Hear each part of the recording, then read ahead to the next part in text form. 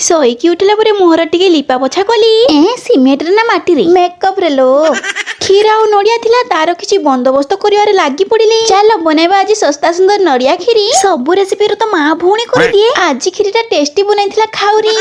ଆଉ କଣ ବାହାରେ ଚେୟାରଟେ ପକାଇ ହାପୁଡି ହାପୁଡି ଖାଇଲି। ଉଡେ ବାବା, କ୍ଷୀରିଟା ଖାଇବା ଲୋଭରେ ଗ୍ୟାସ ଟା ବନ୍ଦ କରିବା ଭୁଲି ଯାଇଥିଲି। ହଁ ବା, ଖାଇବାକୁ ପାଇଲେ ତୁ ପଛପଟେ ନିଆଁ ଲାଗିଗଲି ବି ଜାଣିପାରିବୁନି। ତାପରେ ଟାଇମ ହେଇଗଲା ରୋଷେଇ କରିବାର। ଆରେ ଏ କଣ ଆଜି ସ୍ୱାମୀ ରୋଷେଇ ଘରେ ହେଇଗଲେ ହାଜର। ନେଇ ଆସିଥିଲେ ଗୋଟେ କଦଳୀକୁ ଗ୍ୟାସ ରେ ପୁଡେଇଲେ। ମୁଁ ଦେଖି ତ ଭକୁଆ, ଏସବୁ କଣ ଚାଲିଛି ବୋଲି। ତାପରେ ସ୍ୱାମୀ କହିଲେ ଆଜି ମୁଁ ୟୁଟ୍ୟୁବ ରେ ଦେଖିଲି ଗୋଟେ ଲୋକ କଦଳୀ ପୁଡେଇ ଖାଉଥିଲା, ଆଉ କହୁଥିଲା ନର୍ମାଲ କଦଳୀରୁ ପୋଳା କଦଳୀଟା 100 ଗୁଣ ଟେଷ୍ଟି ଲାଗୁଛି। ଓହୋ, ତାହେଲେ ଏଥିପାଇଁ ଏକ୍ସପେରିମେଣ୍ଟ ଟା କରାଯାଉଛି। ପ୍ରଭୁ ହେ, କଣ କଣ ଦେଖି ଆସୁଛନ୍ତି, ଘରକୁ ଆସି ଏକ୍ସପେରିମେଣ୍ଟ ଗୁଡାକ କରୁଛନ୍ତି। ଖାଉରି ତ ବଡ ବୋଧେ ସାଇଣ୍ଟିଷ୍ଟ।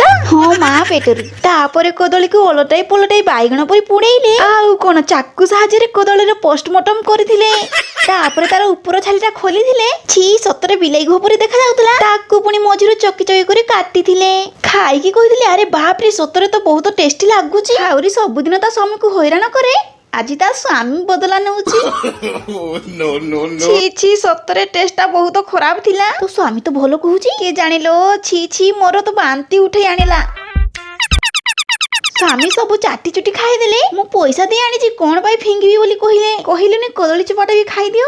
ତାପରେ ଆସିଲା ଖାଇବାର ପାଳି। ମୋର ତ ଥିଲା କ୍ଷୀରକୁ ରୁଟି, ତାଙ୍କ ଖାଇବାରେ ଥିଲା ଭାତ ଆଉ ରୁଟିକୁ ବଟମ ଛତି। ମୁଁ ତ ଛତୁ ଖାଇ ପାରିବିନି, କ୍ଷୀର ଆଉ ରୁଟିରେ କାମଟା ଚଳେଇ ଦେଲି।